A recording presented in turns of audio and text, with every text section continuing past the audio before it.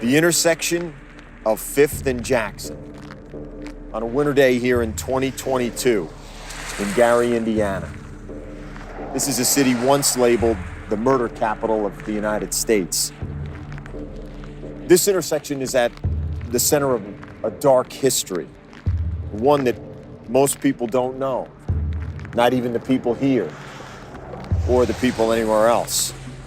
This isn't the first time I've stood at this intersection. I was here almost 14 years ago when I first tried to tell this story about a remarkable athlete largely lost to memory. So much promise, you know, there was so much brilliance, there was so much giving. I think of all the people who could have been touched and had their lives changed by him that never had that opportunity. Some ball players are born to play the game. And I think that it was a tradition in my family for ball players, and I'm just carrying it out right now. In the more than 150-year history of Major League Baseball, only one player has ever been murdered during a season. This is the story of that player, of that murder, and the story of what happened to the man who murdered him. For Fox Sports Audio, I'm Tom Rinaldi, and this is Wesley, the story of the life, career, and death of Lyman Wesley Bostock. The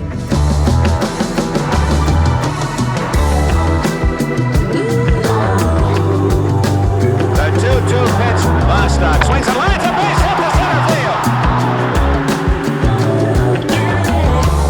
I hope people don't relate to me as a high-paid ball player. Hope they relate to me as Lyman Bostock of the California Angels.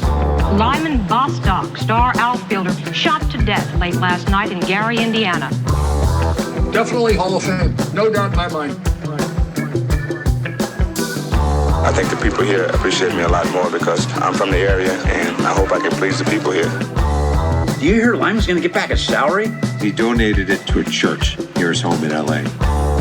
The cause was more important than the sport. That's what it was really all about. A 31-year-old man has been charged with the murder of baseball star Lyman Bostock. A classic case of being in the wrong place at the wrong time. Mr. Smith did it and got away with murder. I don't know that he would say that he was sorry for what happened. Excuse me, Leonard, I'm Tom Rinaldi. And no comment. Goodbye. It was just the finality of it. It's like walking into a brick wall. He was a very simple, low-key person. He just never changed. He was always Wesley.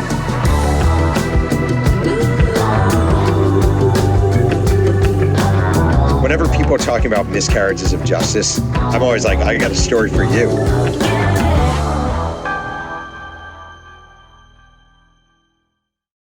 Episode 1.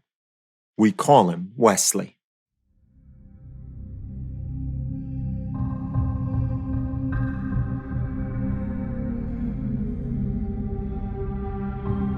Anthony Jones is Lyman Bostock's first cousin. The two grew up a block away from each other in Los Angeles. It gets me upset and mad about, how life goes on and, he was in the wrong place at the wrong time. I wish he wasn't in the wrong place at the wrong time. I wish that he could have lived a long and fruitful life. The place Jones is talking about is 2,000 miles away from LA. It's the intersection of 5th and Jackson in Gary, Indiana. After the game, Lyman Bostock came to Gary, Indiana for an evening of socializing. He had lived here once and wanted to visit friends and relatives. And the time is a September night in 1978. It's the night Lyman Bostock crossed paths with a man he'd never met before, a man who pointed a shotgun at him and fired. That man is Leonard Smith, who would live out his life just 6 blocks away from where he'd murdered Lyman. And that's where I found him the first time I told the story. Excuse me, Leonard? Yes. I'm Tom Rinaldi. What's up? I'm a reporter with ESPN. I don't want to talk to you. I have no comment. Thank you. Goodbye. Leonard. Goodbye. Leonard.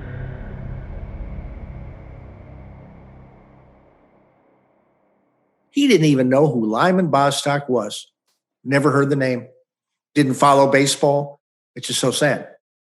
That's Jack Crawford, who would prosecute the case against Leonard Smith, a case that made national headlines and led to changes in state law. But that comes later. Leonard Smith will have his role.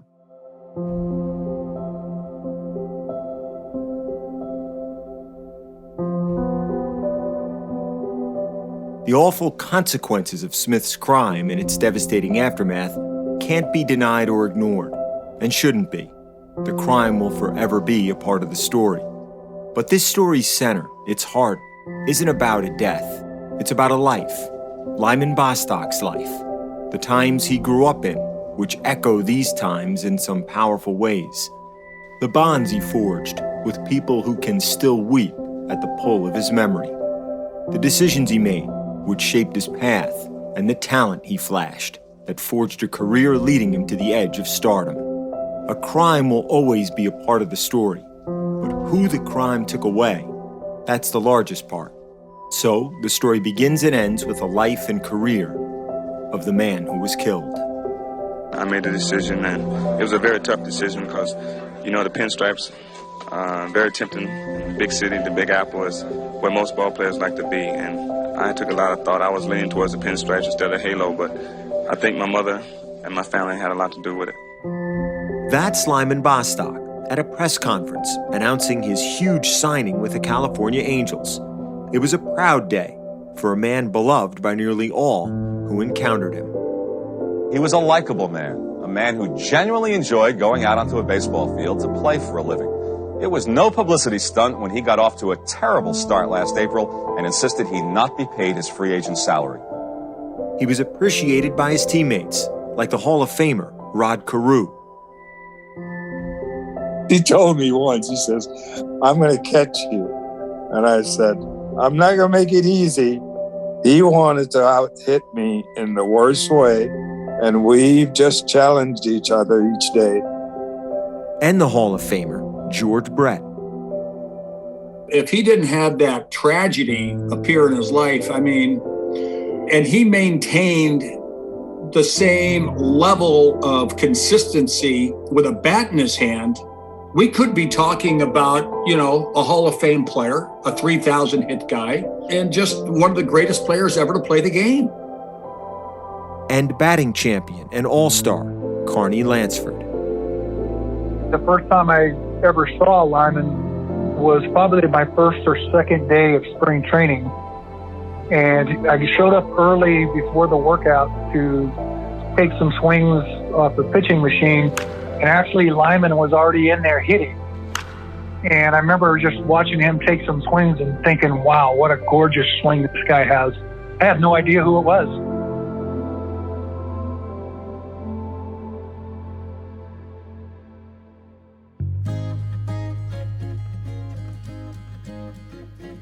If others didn't know who he was, Lyman Bostock knew. He had a strong sense of his identity, his pedigree, and his purpose from the start of his life.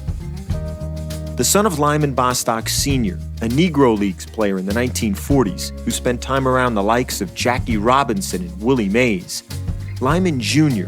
had no real relationship with his father. Here's Lyman's aunt, Elsie Foster. He was not in his life. That's why they moved on, because he wasn't in his life.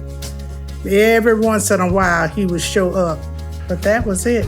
He had people around him that cared and that did for him. So it wasn't a whole lot of missing his father. I don't guess if you've never been around him, you don't never know.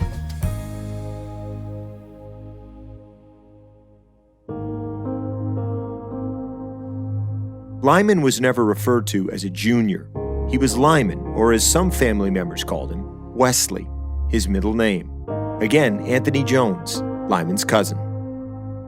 I always heard about my uncle and how good he played baseball. Between my mother and my auntie, we call him Wesley.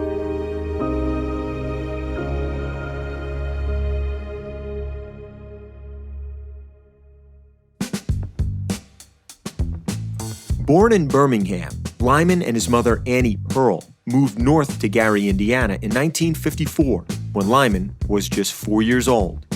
Carl Crawford is Lyman's cousin, who was born on the same day in the same hospital as Lyman. When they left Birmingham, they left and went to Gary, Indiana for my uncles to work in the steel mill. But by her being a single mother and had all my uncles and aunts telling her what to do, she said, I gotta leave Gary. And then my father talked her into coming out to California.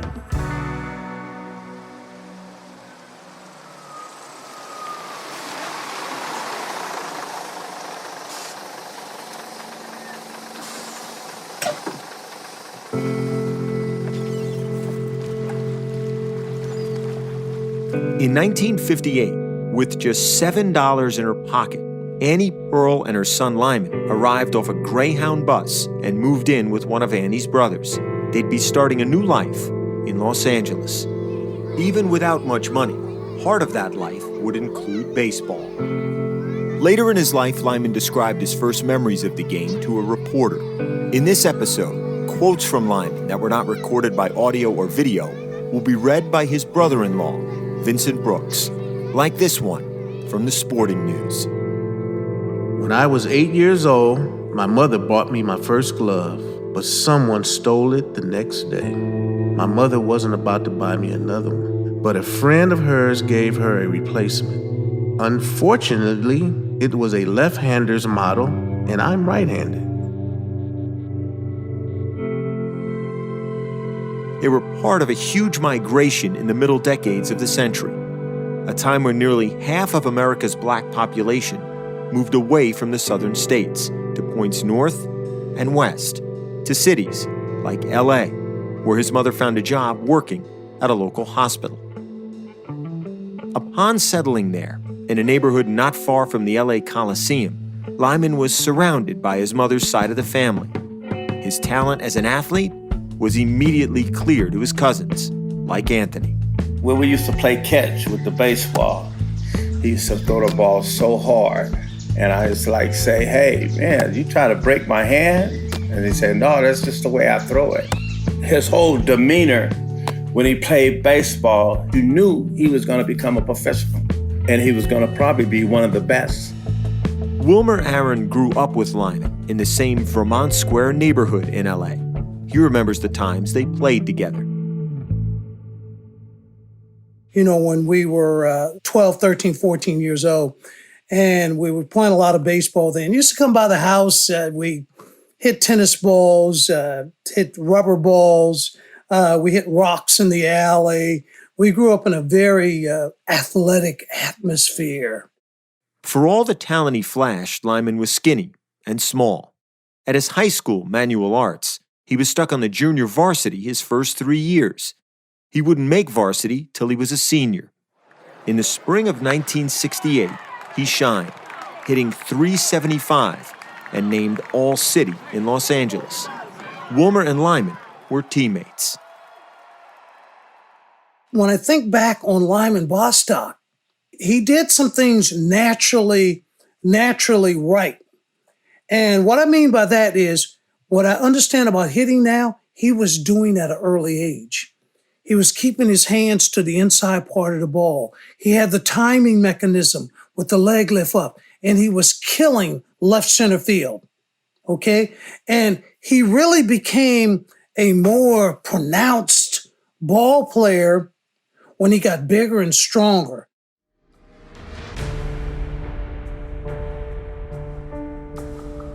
By the time Lyman had grown and blossomed into a true hitter, most colleges had already filled out their rosters. He was offered just a single scholarship to play college baseball. It was the fall of 1968, a turbulent time in LA and the rest of the country. The next couple of seasons would take Lyman far away from the baseball diamond and into places he'd never imagined, including jail.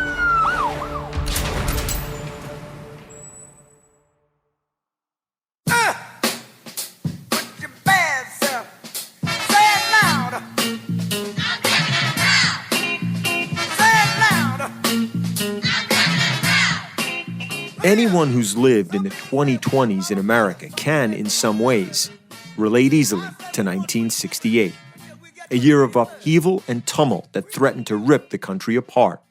It was a year of war.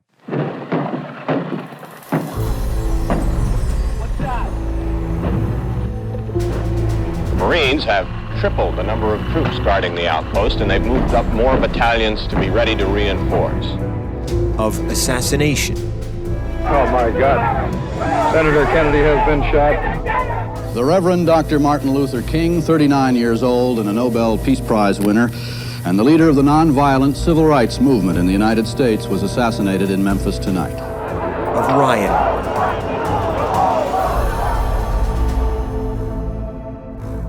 And of the Black Power movement, symbolized by an iconic moment at the Olympic Games in Mexico City, when the African-American sprinters Tommie Smith and John Carlos each raised a black-gloved fist on the medal stand during the playing of the national anthem.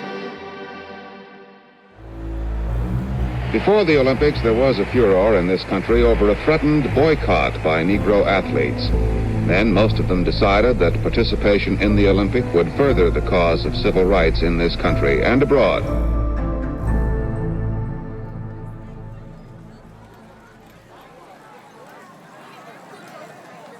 Lyman's own high school and his neighborhood had been the sites of major protests in the 1960s. This was the time and backdrop when Lyman came to college, a freshman on scholarship to play baseball at San Fernando Valley State, now known as Cal State Northridge. This is Adam Powell, the author of a biography on Lyman. The $75 scholarship per semester, which basically included tuition and books. There was a $25 book deal and $50 tuition per semester. And so a kid could go to college in the fall of 1968 at San Fernando Valley State for $150 a year. Even then, there were about 18,500 students on that campus, which was a pretty healthy number, but only 200 of those were African American.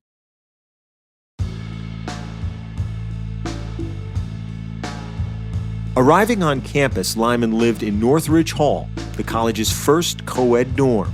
And in his first weeks there, he met another freshman from Los Angeles, a young woman who caught his eye, Yuvine Brooks.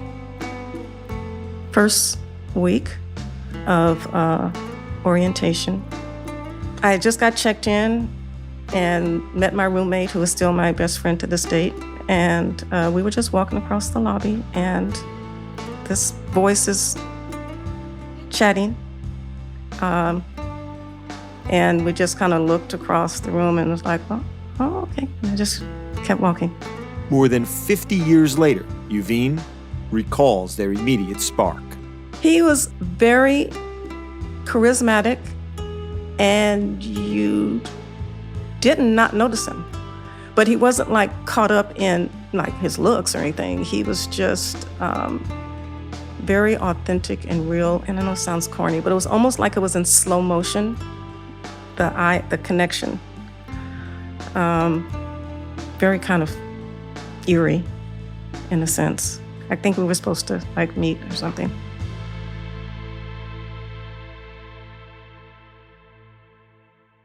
Although Lyman came to college to play baseball and had dreams of reaching the major leagues, he quickly joined the Black Student Union, a group fighting for greater opportunity and access for students of color, more diversity in the faculty, and racial equality across campus.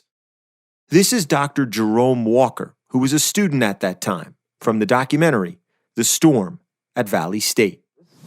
I told him I wanted to organize a Black Student Union, and it was like, what? Yuvine understood why Lyman wanted to be part of it. Because it was the right thing to do. He believed in the cause. I mean, why wouldn't we want to have equal access and being able to have curriculum, so that everyone could know and understand across ethnicities? Why wouldn't you want to make sure people are treated fairly and equally? I mean, it's just the thing to do. He had opinions, he had action, he had passion. We call him a soldier.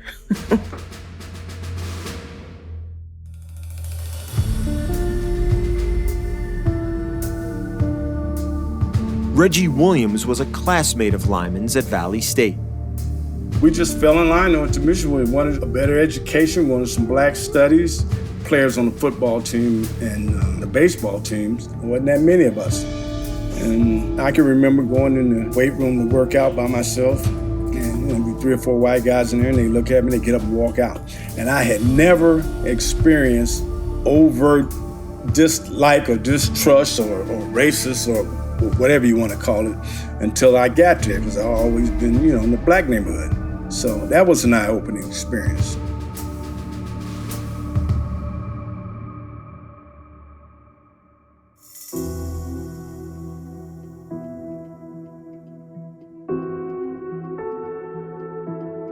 As for baseball, friends and members of the Black Student Union told Lyman it was a white man's game. It was a waste of time. It didn't compare to the greater causes they were fighting for. Again, the author, Adam Powell. When Lyman got to college, he was really fed with a lot of ideas about why baseball was really not for him. Baseball was the white man's game. It was a rich man's game. Why would you want to spend time playing this rich man's, white man's game when there's so many other more important issues at stake for our race, for our people? Yuvine remembers the pressure from Lyman's peers. It just was seen as a non-black sport. It wasn't a popular sort of sport coming up. It was like he would be a sellout if he played that sport. I didn't even really know initially that he played baseball this first year. I mean, because everything was around, social justice issues, the movement on campus.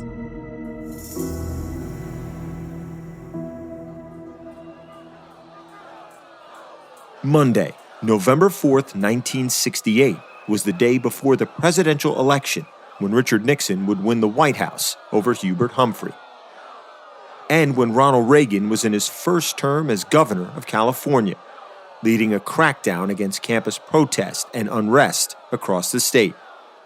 It was also the day when things changed at Valley State for the Black Student Union and for Lyman. This campus was torn apart. When I arrived, I found that students were divided among themselves. Students were divided from faculty. Faculty were split. The spark actually came a few days before on a football field on campus. Here's Dr. Jerome Walker again from the documentary, The Storm at Valley State. There was a freshman football game, and we had some black students that were playing. And one of the students, something happened on the field, and one of the assistant coaches or something literally kicked this young man in his behind. Literally kicked him in his behind on the field in front of his teammates and spectators.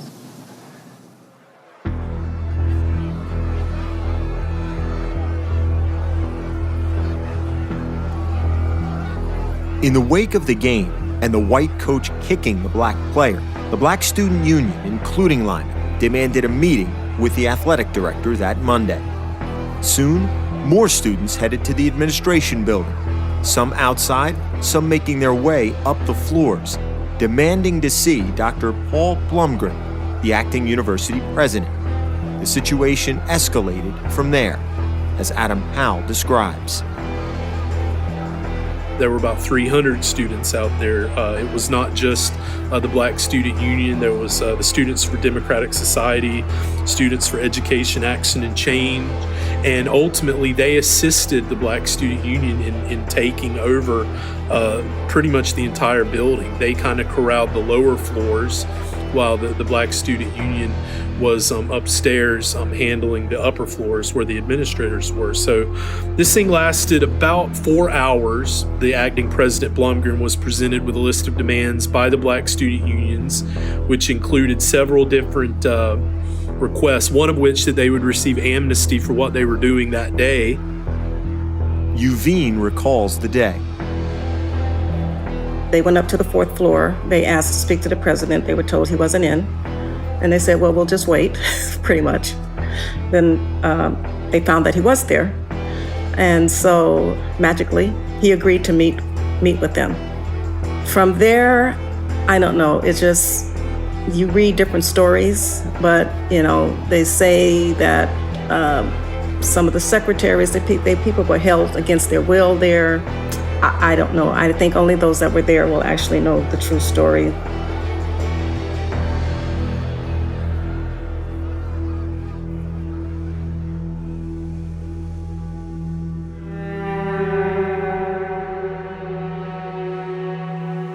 What started with a list of demands grew into what one Valley State administrator claimed to be a violent takeover of the building, leading to a student sit-in and campus protest. The day after, nearly 100 police officials swept through campus looking for those responsible, including Lyman. They were there illegally and trespassing, and so the next day on campus, there were these John Doe warrants, and so they came in and just picked up everyone that they thought was involved and arrested them. The college administration had promised the protesters amnesty, but went back on that pledge. The acting president said he was under duress when making the agreement. As a result, 33 students were taken into custody, Lyman among them. He was charged with multiple felonies, including kidnapping, assault with intent to commit bodily harm, robbery, and conspiracy, even though there was no proof of any violence during the protest. Investigators considered him to be among the group's leaders. He'd come to Valley State to play baseball. Now, he faced a future where he might never see a field again. Where do I go? What do I do? How can I make the most of my life? How can I have more of an impact?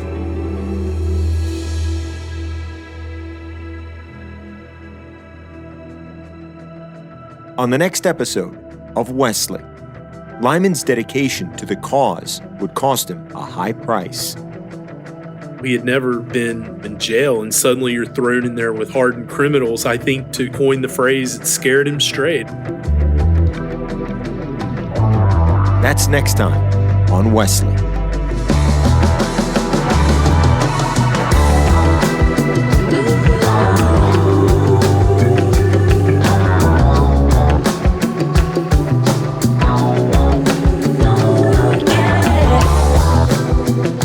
Wesley is produced for Fox Sports Audio in conjunction with Blue Duck Media. It's reported, written, and hosted by me, Tom Rinaldi.